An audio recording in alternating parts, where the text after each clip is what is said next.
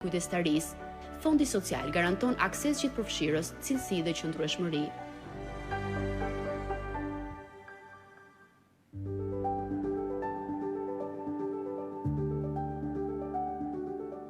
Djali im ka çrregullimin e spektrit autik. Shenjat e para ja kam dalluar në moshën 3 vjeçare. Vendosa që të drejtosha te bashkia sepse jetoj në Kamës, edhe më thanë që kemi shërbimin e lëvizjes në shtëpi. Unë jam shumë e kënaqur sepse që nga fillimi i terapisë, ka 10 muaj, çuni im ka filluar që të ketë atë ndryshimin, përmirësimin, ka filluar që është shtruar. Çdo familje ose çdo prind që mund të ketë këtë problem, pse mos e provoj ose pse mos veproj kështu. Unë jam shumë e bekuar me fëmin tim edhe me shërbimin që më bëhet.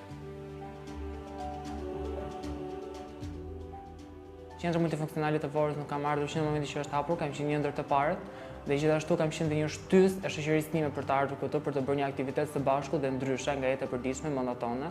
Kjo për ne ka qenë shumë motivuese për arsye sepse Bashkia e Vorrës nuk ka pasur kurrë diçka të tillë dhe na ka bërë që ne të aktivizohemi në shumë gjëra. Ka kompjutra funksional të cilat na ndihmojnë për pjesën e mësimeve, projekteve. Kjo qendër është një hapësirë ndryshe për ne të rinjt, të cilët na bën që të socializohemi më shumë me njëri tjetrin, duke bashkëvepruar më shumë me njëri tjetrin dhe pse duke kaluar kohë sa më shumë me shoqërinë tonë të përbashkët. Pas ikjes së bashkëshortit, i kam marrë gocat në telefon dhe më kanë ardhur, më janë gjendur. Më kanë dalë krah, kur i thon, më kanë mbajtur që mos të mërzitem. Në fillim e kemi pasur tej mase të vështirë sepse mungonin rrugët. Erdhi dhe automjeti që ne kemi kërkuar për transportin për nevoja specifike, siç janë nevojat shëndetësore apo nevojat për fizioterapi. Për ne është diçka shumë jetike dhe jam shumë falënderues.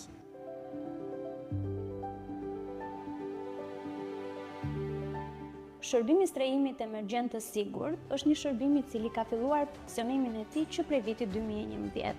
Shërbimi i strehimit emergjent të sigurt ofron mbështetje, akomodim të sigurt, mbështetje me psikosociale, kujdes shëndetësor, referim pranë strukturave përkatëse për një sër kategorish të fëmijëve, të cilët janë të identifikuar në rrezik të lartë dhe të menjëhershëm. Këtu përfshin fëmijët e identifikuar në situatë rruge, fëmijët viktima të mundshme dhe viktima të trafikimit, fëmijët viktima të abuzimit seksual, fëmijë pa përkujdes prindëror, të mitur të huaj të pashoqëruar, nëna me fëmijë të cilët kanë qenë viktima të dhunës në familje dhe kategori të tjera të cilat nga strukturat e mbrojtjes së fëmijëve identifikohen në nevojë të menjëhershme për mbrojtje.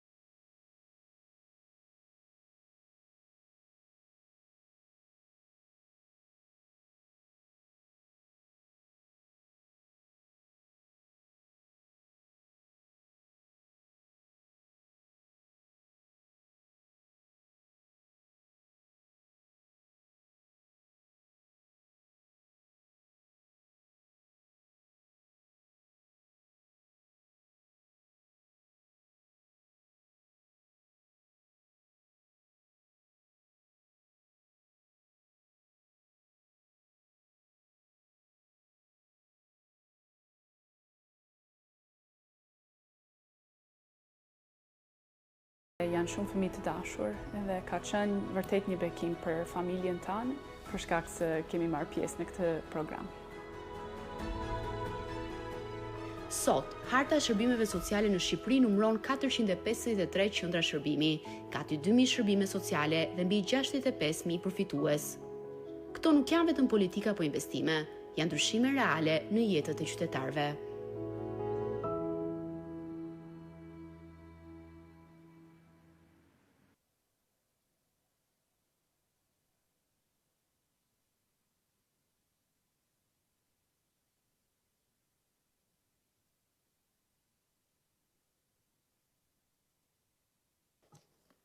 Më lejoni që pa filluar pas kësaj video të them që në fakt shërbimet sociale dukshëm përmirësojnë jetën e çdo kujt që ka nevojë për to. Nderuar zoti kryeministër, nderuar ministra, nderuar ambasador, të nderuar të pranishëm. Reforma e shërbimeve sociale është një nga proceset e qarta ku mund të shihet qartë se si një shtet evoluon, zhvillon politikat e tija sociale dhe mbi të gjitha i ka të qëndrueshme të shtrira ndër vite, por me synimin kryesor për mirëqenien e qytetarëve të tij. Para disa vitesh, sistemi i shërbimeve sociale, dhe jo shumë larg, numëronte, mund të them, jo pak shërbime të cilat ofroheshin nga organizatat jo fitimprorëse, nga donacionet, nga projektet, nga partnerët, dhe të gjitha këto sigurisht që nuk ishin të qëndrueshme. Ato aty ku ngriheshin, aty dhe mbylleshin. Dhe kjo do të thotë që shërbimet sociale, të cilat duhet jenë të vazhdueshme dhe duhet jenë aty në terren, kanë nevojë për dorën e shtetit. Dhe sigurisht, fondi social është një nga mundësitë.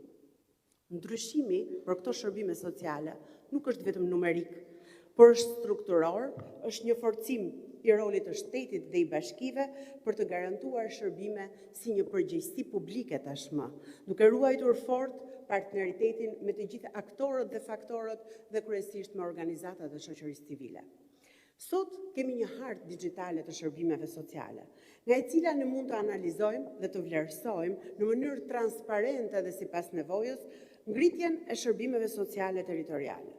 Bashkitë sot nuk janë thjesht zbatuese, bashkitë janë planifikuese dhe financuese të shërbimeve sociale. Ato kryejnë vlerësimin e nevojave në territor, hartojnë plane sociale vendore. Dhe në fakt, jo shumë larg, në 2013 0 bashki kishin plane sociale vendore. Sot, 61 bashkitë e vendit kanë plane sociale vendore të përsëritura ndër vite, gjë që do të thotë që ajo çka planifikohet dhe ka një vizion një bashki, realizohet, implementohet dhe bëhet realitet. Në fakt, më lejoni që të them që kemi edhe një risi. Ajo që më pëlqen të them është që më në fund qarqet kanë marrë përgjegjësitë e veta dhe kemi planin rajonal social të parë të qarkut të Tiranës. Kjo është një përgjegjësi publike e cila të bën të mendosh që vërtet politikat sociale sot janë më të zhvilluara dhe janë më prezente në territorin e Shqipërisë. Ne nuk po ndërtojmë thjesht politika sociale, por po ndërtojmë standarde europiane të dinjitetit njerëzor dhe të mirëqenies sociale, për të qenë më pranë familjes, më pranë jetës reale. Dhe ajo çka unë dua të them është që sot arkitektura e shërbimeve sociale ka ndjerë një zhvillim të qëndrueshëm, nga njësitë e vlerësimit të nevojave në terren, nga njësitë për mbrojtjen e drejtave të fëmijëve, nga planifikimet për ndryshimet e transformimet e institucioneve të përkujdesit shoqëror në qendra komunitare, nga kuadri i përmirësuar ligjor, por mbi të gjitha i ri mbi shërbimet alternative të përkujdesit sociale, tregojnë qartë se vëmendja e shtetit tashmë është e shtuar në të gjithë rrethin e politikave sociale. Në këtë prizëm, sot, në këtë konferencë, në fakt tepër të rëndësishme për ne, për Ministrinë e Shëndetësisë dhe Mirëqenies Sociale, unë doja që të ftoja këtu Ministrën e Shëndetësisë dhe Mirëqenies Sociale për fjalën e saj përshëndetëse.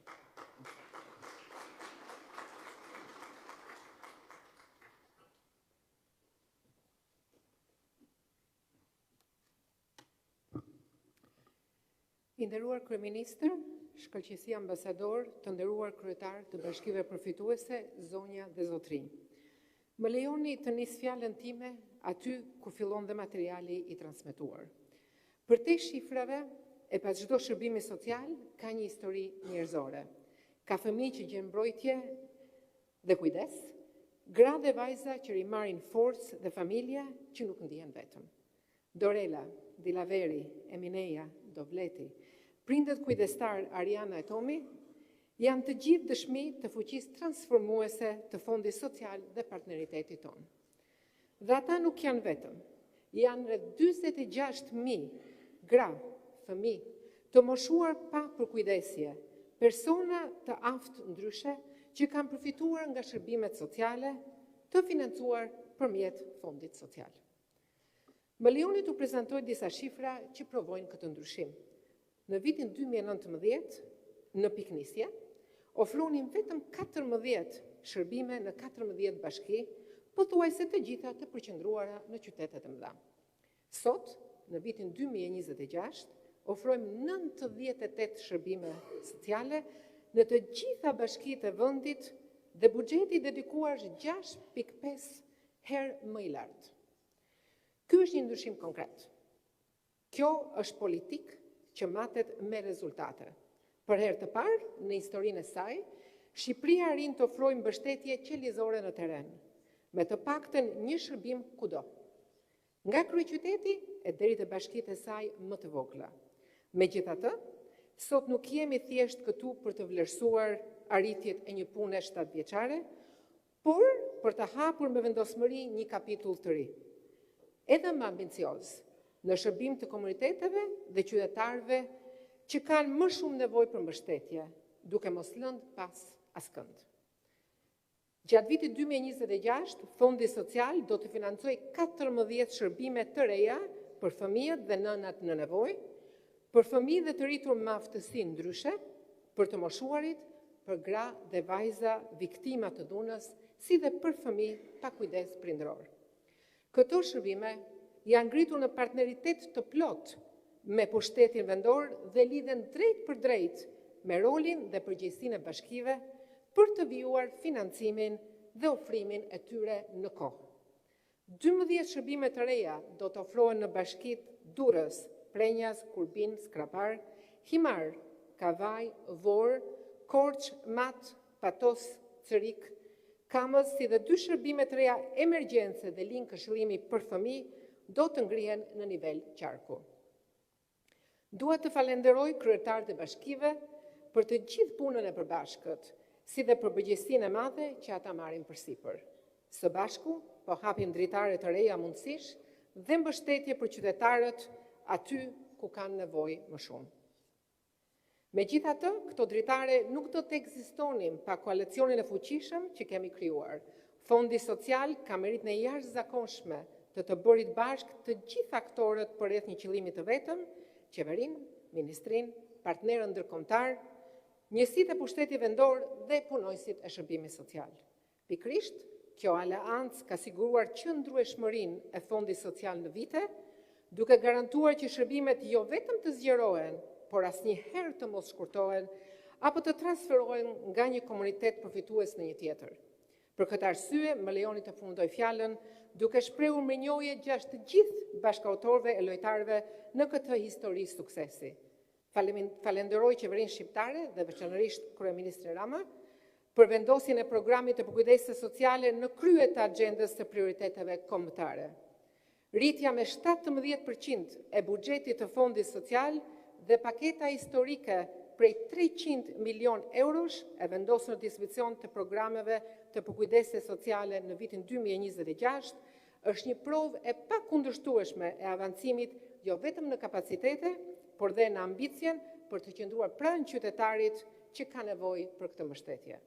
Falenderoj ambasadorin Gonzato dhe delegacionin e Bashkimit Evropian në Shqipëri. Europa paraqet një forcë të jashtëzakonshme dhe një model tërheqës, sepse ka kthyer solidaritetin në një parim shtetformues dhe në një udhëhyes themelor për të gjitha politikat e saj. Si shqiptar, solidariteti është një vlerë ku ne gjejmë veten dhe që na përket fuqimisht. Falenderoj UNICEF-in për asistentën shumë të vyer, pjesë e një bashkëpunimi të gjatë dhe të fuqishëm ndër vite, si dhe partneritetet tjerë ndërkombëtar dhe OIF-s në teren. Të gjithë luajnë një rol thelbësor në vizionin ton për një Shqipëri të mirëqenë. Bashkitë, padyshim, janë gjithashtu partner të pazëvendësueshëm në këtë rrugtim. Së fundmi, por absolutisht jo nga rëndësia, të gjithë profesionistët, djemt dhe vajzat që punojnë çdo ditë me përkushtim, kudo ku është nevoja, duke ofruar shërbime për komunitetin. Ju falenderit.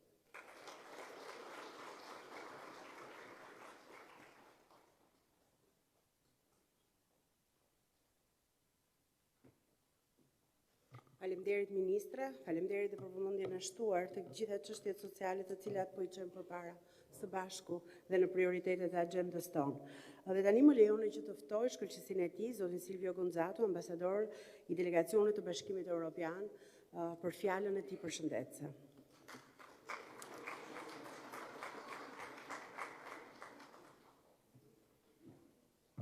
I thought we were having some special effects with the lights dimmed and me sort of, you know.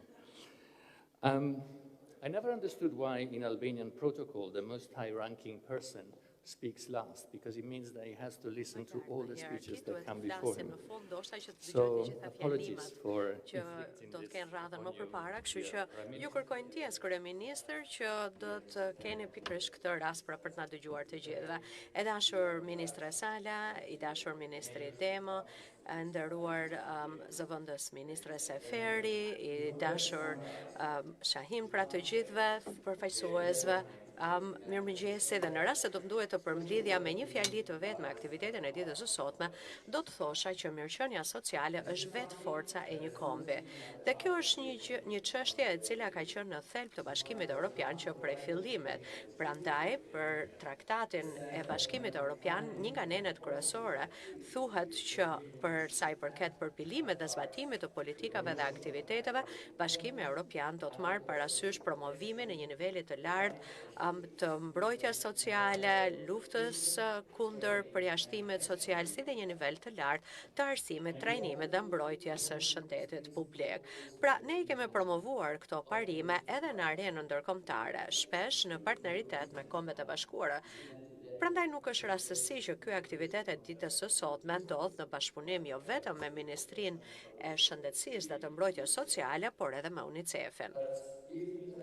Por, në rast se arena ndërkombëtare është vërtet e rëndësishme për avokacinë dhe promovimin e këtyre çështje, niveli vendor është i rëndësishëm për zbatimin e tyre. Prandaj është kënaqësi që shoh kaq shumë kryetar bashkish, përfaqësues të bashkive, sepse udhëheqja në nivel vendor është shumë e rëndësishëm për të patur mbrojtje sociale që të jetë efektive dhe gjithëpërfshirëse, sepse në fund të fundit jeni ju ata që qëndroni më pranë qytetarëve dhe i kuptoni nevojat e tyre. Prandaj prania juaj këtu është një rëndësie të skajshme. Bashkimi Evropian ka një traditë të gjatë dhe jemi krenar për investimin në kapitalin njerëzor, sigurisht orientuar nga parimi i OKB-s që askush të mos mbetet pas. Dhe Fondi Social Evropian është aq i vjetër në moshë sa vetë BE-ja, dhe në fakt edhe unë kam punuar për të dhe tregon se çfarë moshe kam edhe unë. Në thelb të tij do të thotë që europianët, miliona europian të gjejnë punë, të ritrajnohen, të hyrë sërish në tregun e punës dhe në fakt është përqendruar tek ata që janë më shumë në rrezik për të qenë të përjashtuar në shoqëri. Më pas krizës së euros, ne e buzuam këtë pjesë me vendosmëri me shtyllën evropiane të drejtave sociale, me 3 objektiva kryesor, pra mundësi të barabarta, mundësi për kushte pune, por edhe mbrojtje sociale. Dhe në fakt kërkuam që të kemi edhe objektiva të qartë dhe arritjen e tyre deri në vitin 2030, me më shumë punësim, me të mësuarit gjatë gjithë jetës, por edhe një ulje domethënëse dhe sa i përket varfërisë dhe përjashtimit social. Unë besoj që këto përparësi ka gjetur jehon fuqimisht edhe këtu në Shqipëri, sepse strategjia kombëtare për mbrojtjen sociale e Shqipërisë, që mbulon vitet 2024-2030, ka për synim që të trajtojë varfërinë dhe cënueshmërinë në mënyrë sistematike, por edhe konkrete, sepse kjo është ideja e strategjive, jo thjesht pra fjalë, por edhe zbatimi i tyre. Tashmë Fondi Social i Shqipërisë, që ka 7 vite që funksionon, ka gjetur dhe ka financuar më shumë se 70 shërbime dhe projekte. Bashkimi Evropian ka qenë partner i Fondit Social gjatë gjithë rrugtimit të tij. Dhe pa u përqendruar shumë tek shifrat, më lejoni të theksoj një fakt, që mbështetja e Bashkimit Evropian për mbrojtjen sociale në Shqipëri është nga më të lartat në të gjithë Ballkanin Perëndimor.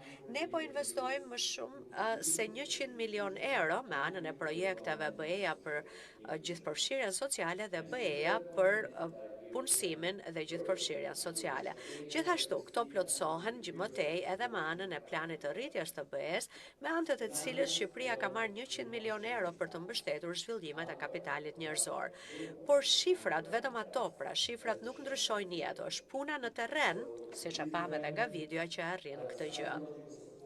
Pra, mbështetje sociale në nivel komunitar që ofrohet për shembull për një fëmijë 5 vjeçar në Corrik që merr të gjitha shërbimet e duhura psikologjike, ose për një vajzë 18 vjeçare që merr fizioterapi, ndërkohë që një nën e 3 fëmijëve merr trajnimet e veta në mënyrë që të gjejë punë, punën e duhur, ndërkohë që fëmijët e saj janë pjesë e një programi passhkollor. Pra këto nuk janë thjesht shifra, këto janë jetë të ndryshuara dhe ne punojmë me nivelin vendor dhe qendror të qeverisë për të patur sisteme efektive, por edhe për të vënë në qendër të tyre qytetarët. Pra ne kemi mbështetur ministrinë për të krijuar standardet e duhura minimale të cilësisë dhe së bashku me UNICEF-in ne mbështesim edhe financim të qëndrueshëm për shërbimet e grupeve të cënueshme, duke ndihmuar kështu bashkitë për të patur shërbime sipas standardeve të BE-s. Gjithashtu, ne kemi mbështetur 41 bashki për të krijuar planet e tyre vendore sociale për të ndihmuar që të krijojnë më mirë pra përgjigje dhe reagimet e duhura për nevojat që ato kanë analizuar.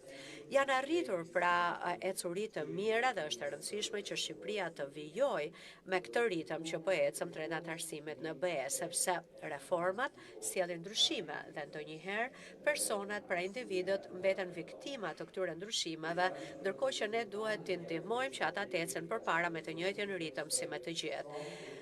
Pra, këto nevoja më të mëdha tregojnë që ka një nivel të madh politik për të ndryshuar ato, por duhet të ketë edhe financimin e duhur dhe burimet e duhura dhe të sigurohen ato. Më lejoni që tashmë t'ju ofroj disa rekomandime. Së pare, ne duhet vazhdojmë punën në saj të gjërave që tashmë ekzistojnë, që do thot kapitalizimi i investimeve në vijim të BE-s, që do thot që shërbimet të jenë më të qëndrueshme në kohë. Së dyti, në nivel qendror, është thelbësore që të fuqizohen më tej bashkitë në mënyrë që të ketë edhe më shumë shërbime sociale të ofruara, që kjo kërkon në vetvete bashkëpunim të ngushtë ndërmjet strukturave vendore dhe qendrore, dhe mendojmë që reforma territoriale mund t'japi kontributën e vet. Së treti, në nivel vendor, duhen gjithashtu dhe partneritete të forta me OJQ-t. Këto partneritete tashmë po ofrojnë rezultate dhe do t'jenë kritike për qëndrueshmërinë afatgjatë të shërbimeve. Së katërti, në të gjitha nivelet, transparenca, llogaridhënia duhet të qëndrojnë në thelb të politikave, sepse ndërkohë që Shqipëria ecën dhe shkon më pranë Bashkimit Evropian, duhet ketë sisteme të drejta dhe transparente, e në veçanti duke patur parasysh edhe angazhimin e ardhshëm të Fondit Social Shqiptar me ato Evropian. Së pesti, duhet ketë një harmonizim të mëtejshëm të legjislacionit shqiptar me atë të BE-s dhe me standardet e BE-s. Pra, duhet ketë një rishikim të ligjit për kujdesem sociale për të parë pikërisht se çfarë funksionon apo jo. Është edhe një mundësi për të fuqizuar mbledhjen e të dhënave si edhe politik bërse të bazuar tek faktet. Dhe ky do të jetë një moment shumë i rëndësishëm për negociatat parantarësim sipas kreut 19 të legjislacionit të Bashkimit Evropian. Shqipëria mund të frymëzohet nga debatet që ndodhin në BE, duke përfshirë për shembull strategjinë e parë të BE-s kundër varfërisë, që në fokus së cilës janë fëmijët dhe personat e moshuar. E në fund, po jo më pak nga rëndësia, për që duhet përqendrohemi tek zbatimi. Harmonizimi i legjislacionit në BE-s është i rëndësishëm, por nuk mjafton në vetvete pa zbatimin e legjislacionit. Pra duhet ketë zbatim efektiv që kërkon buxhete, kërkon burimet e duhura njerëzore, kërkon sisteme të forta të përkujdesjes. Në mbyllje, antarësimi në BE nuk është thjesht për kriteret ekonomike, po do të thotë të krijosh një shoqëri e cila është gjithëpërfshirëse, e drejtë dhe që di të bëjë ballë sfidave, një shoqëri në të cilën askush nuk mbetet pas. Dhe ne, Bashkimi Evropian, do të mbetemi një partner i angazhuar për të ndihmuar Shqipërinë në çdo hap tuaj. Faleminderit.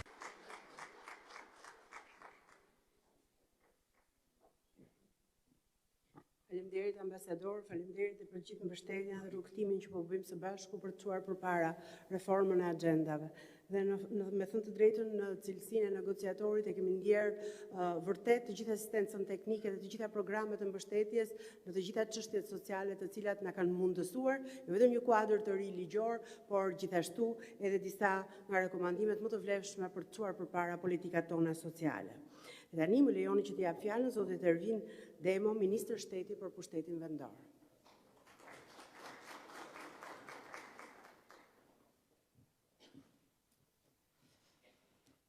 Nderuar kryeministër, nderuar ministre, nderuar ambasador, kryetar bashkish, të cilët në fakt bashkia është pika ku shteti takohet çdo ditë me qytetarin. Dhe në fakt fjala ime këtu nuk është më shumë si ministër, por patjetër për të përcjell dhe atë çfarë kryetarët e bashkive trajtojnë nëpërmjet Fondit Social në territor. Unë besoj që me fillimin e mbështetjes bashkive nëpërmjet Fondit Social, patjetër ne krijuam ndandyshe edhe para. Dhe qartazi, ajo çfarë u konstatua, është fjala kyçe që ka të bëjë me qëndrueshmërinë. Shpeshherë për dekada dhe vite të tëra në Shqipëri, si rrjedhoi mbështetje sidomos të donatorëve, bashkitë arrinin që të krijonin kapacitete lokale për të trajtuar çështje me rëndësi të veçantë, sidomos për qytetarët e tyre.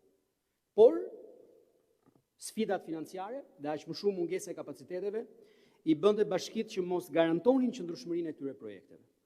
Dhe në këndvështrimin e çdo kryetari bashkie, unë jam i bindur që një ndër elementet kryesorë të Fondit Social është pikërisht garantimi i qëndrueshmërisë të gjitha shërbimeve lokale dhe gjithaj kapaciteti që krijohet në nivel lokal.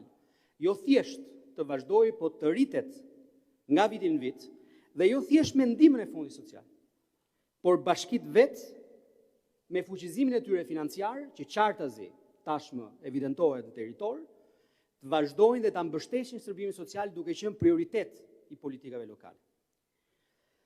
Planet sociale kanë qenë një ndër pikat ku bashkitë janë vlerësuar me grantin e performancës.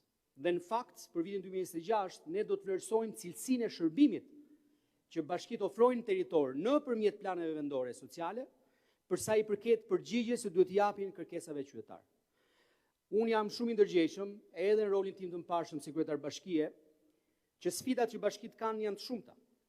Fondi social patjetër ka qenë aty, por mbështetja e qeverisë është po ashtu e qartë. Rritja me 17% e Fondit Social për 2026 është tregues i qartë që në territor ka nevoja dhe patjetër qeveria do të luajë rolin e saj. Por unë jam i bindur që edhe këtu prezenca e kryetarëve të bashkisë qartazi tregon motivimin e tyre dhe zotimin e tyre që shërbimi social dita ditës do të kthehet absolutisht dhe në një prioritet financiar për buxhetet lokale. Unë do doja të falenderoja ata mira punonjës social, të cilët dita ditës në nivel vendor përballen me kërkesat e qytetarëve, me sfidat të cilat janë jo të pakta, por unë jam i bindur që po ashtu dita ditës me partnerët tanë duke vëdhuar me delegacionin, me gjitha agjencitë e UN-it, unë jam i bindur dhe me rritin e Fondit Social në vetvete, patjetër bashkitë do të jenë shumë më të përgatitura për t'i dhënë përgjigje atyre të cilët janë sfidat dhe kërkesat që kanë qytetarët në territor. Faleminderit.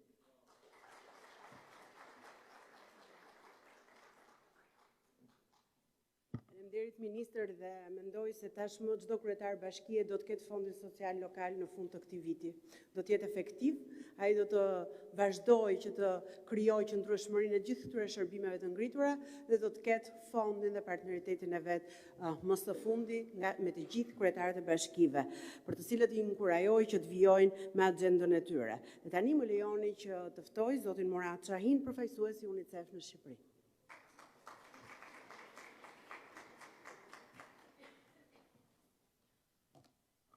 Mirëmëngjes gjithëve. I don't want to be the person in between the Prime Minister and every one of you.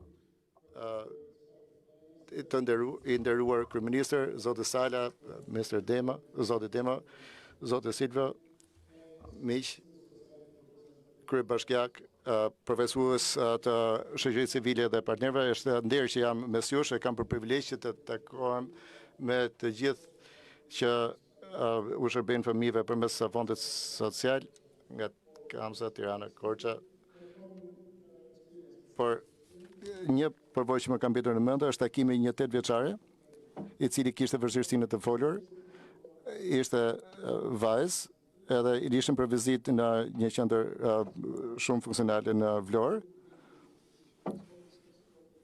Atje kishim rastin e një vajze që vinte për vizitë në qendër 5 herë në javë. Edhe përpjekja ishte për të arritur që ajo të shfrytëzonte potencialin e saj. Edhe kjo kërkonte strategji. Po kemi një strategji 2026-2030 dhe që ka të bëjë me kujdesin të individëve të tillë që e bën në qendër të garancisë rinore të programit tonë. UNICEF-i në të tërë qarqet është në mbështetje. Kjo vlen për mbështetjen e bashkive edhe kryebashkiakëve në ofrimin e shërbime për fëmijëve dhe kujdesin e tyre me sisteme inovatore financime edhe përmes fondit social. Shqipëria është parëroj në garancinë për fëmijët që nga Turqia në mbar rajonin të tërë janë të interesuar për të vazhduar motën tonë mos lëm asnjë fëmijë pas, edhe të ofrojmë shërbime për fëmijët edhe për familjet e tyre. Javës së kaloi përgatitëm një takim me pjesëmarrës nga Italia dhe nga vende të tjera, sepse këto janë hapa që duhet t'i ndërmarrim, ndërkohë që Shqipëria vazhdon në rrugtimin e saj për anëtarësimin në BE për të mos lënë asnjë fëmijë mbrapa pas.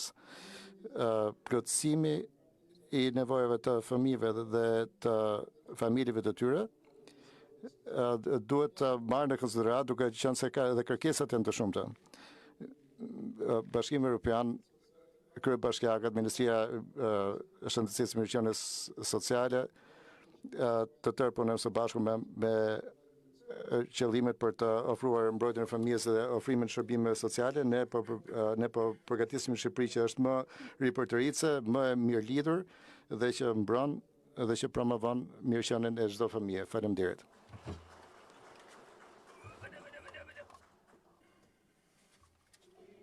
Në fakt, faleminderit për gjithë mbështetjen tuaj, të stafit tuaj profesionist, por dhe gjithë organizatave të Kombeve të Bashkuara, si UNDP, UNWIMI, UNFPA, ILO dhe të gjithë programave si Leave No One Behind, që ne jemi duke implementuar suksesshëm edhe në fazën e tretë të tyre dhe të ambasadës zviceriane, dhe të gjithë atyre që i kemi partner strategjik për të çuar përpara agjendën mbi politikat tona sociale. Dhe tani më lejoni që t'i jap fjalën shkëlqesit së tij zotit kryeministër të Shqipërisë, zotit Edi Rama.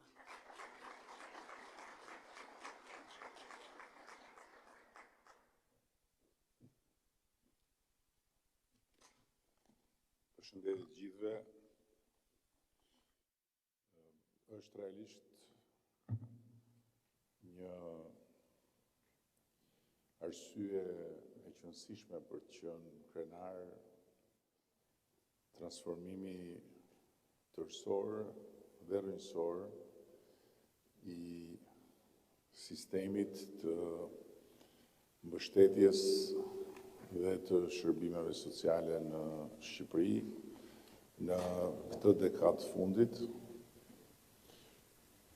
ku përpjekja nisi në kushte të jetë të vështira me një borxh të akumuluar prej 10 miliona eurosh ndaj personave me aftësi ndryshe dhe ndaj familjeve me ndihmë ekonomike. Ishte një borxh i madh në malin e borxheve të trashëguara që u desh adresuar me shumë përpjekje, me reforma dhe me masa këmbgulse, por paralelisht me shlyerjen e borxhit dhe me ndërtimin e qasjes së re bazuar në një vizion që mishëron edhe arsyeën e të qenit të kësaj shumice qeverisëse, është dashur një punë e madhe e disa njerëzve të pasionuar dhe të përkushtuar,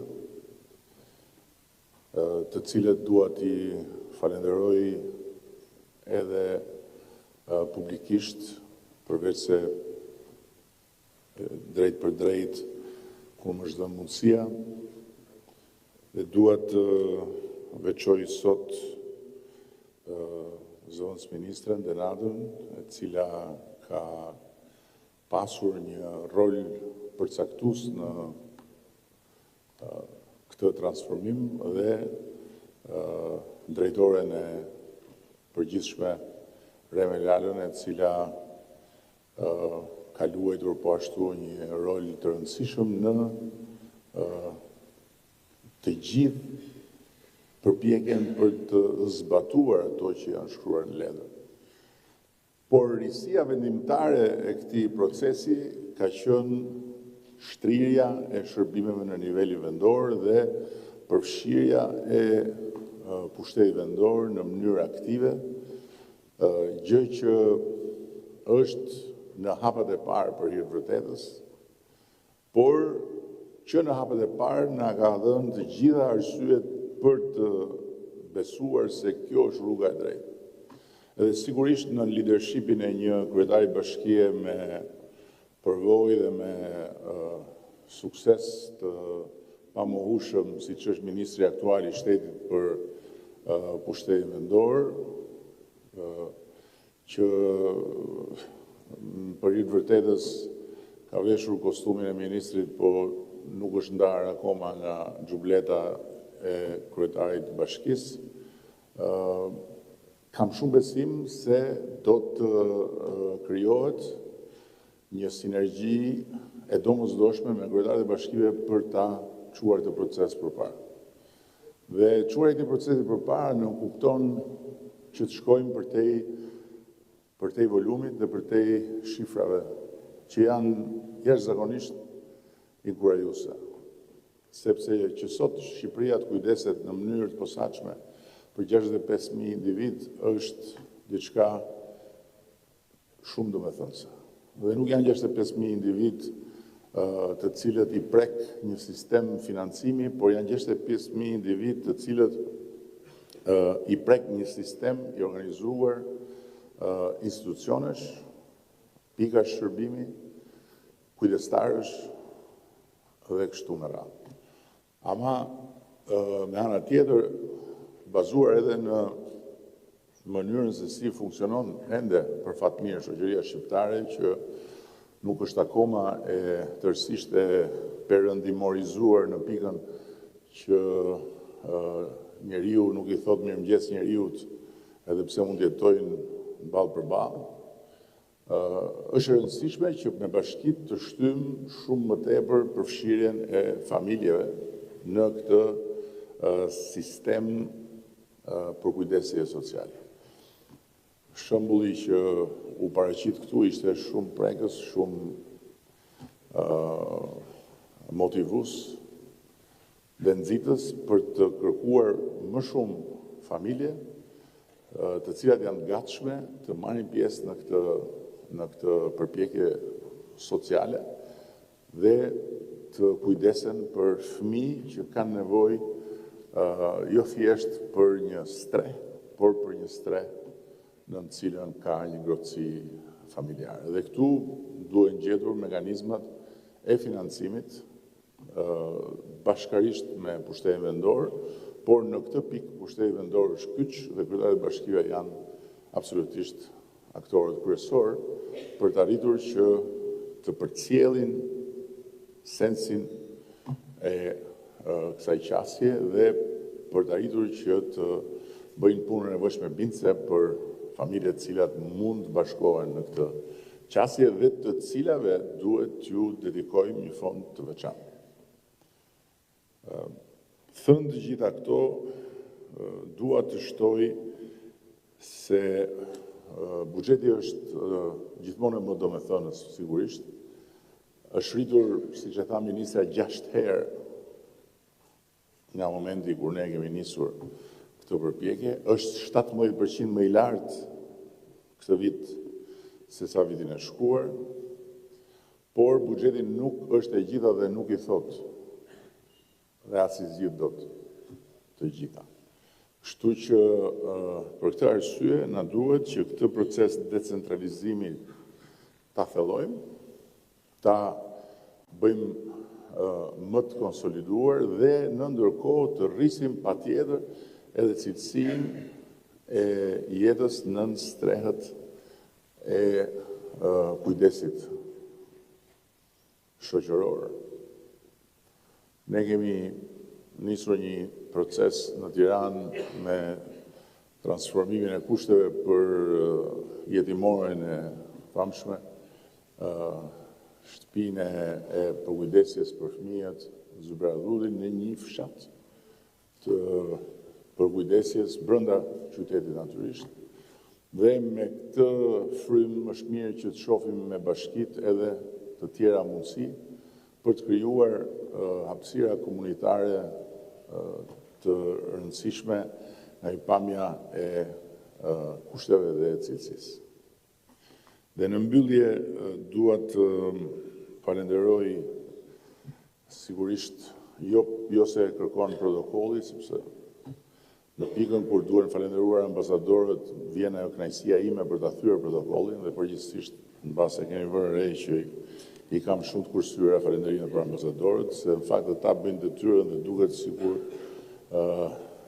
bëjnë një sakrificë që janë me ne, por për te protokollit dua të falenderoj shumë sinqerisht ambasadorin e delegacionit Bashkimit Evropian, sepse e gjithë kjo që ka ndodhur e tha Denada.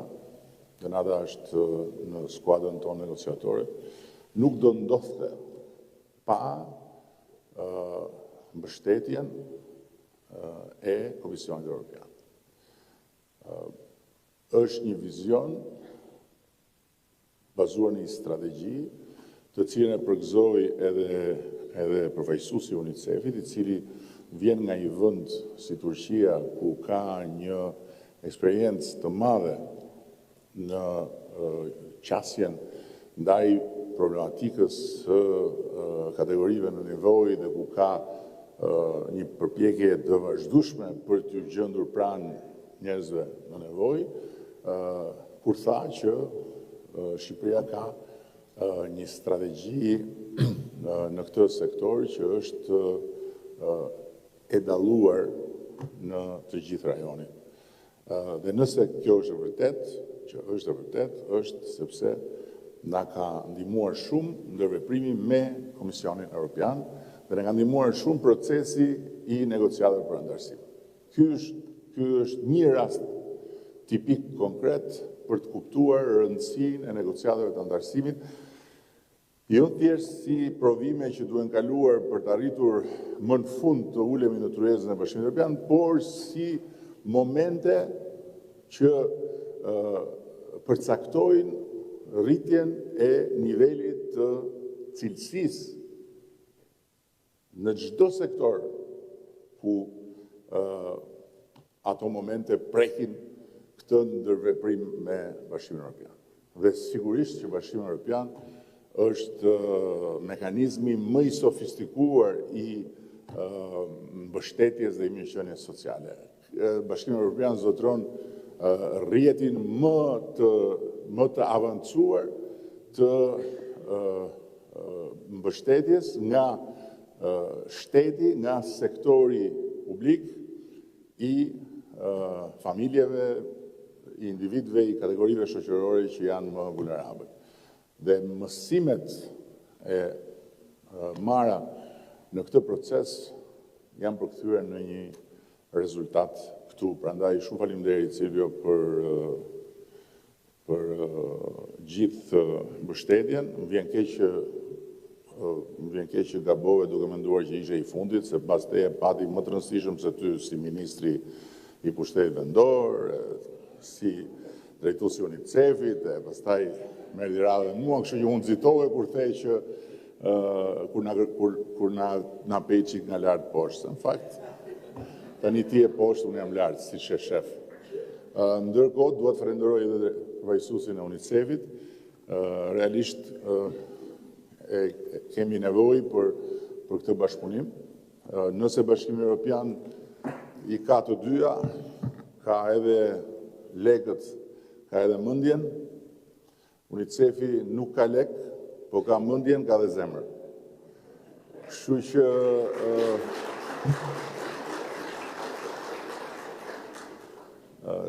që kinezët thonë një mendje, hiç mendje, dy mendje, një mendje, tre mendje, dy mendje. Kështu që bashkimi i mendjeve tuaja bën një mendje për ne, edhe mendja jonë, dhe pastaj zemrën e kemi vetë ne, të tjerë turk, ndërkohë që këta kanë edhe lekët që i kanë ato s'kemi çfarë bëjmë. Shumë faleminderit gjithëve.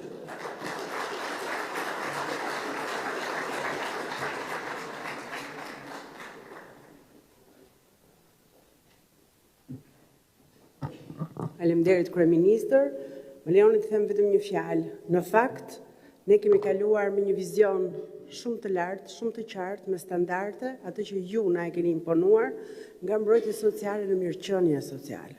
Dhe kjo ka të bëjë shumë. Kjo ka të bëjë shumë për çdo qytetar që e ndjen dorën dhe nevojën në momentin në të cilin atij duhet më shumë. Shumë faleminderit.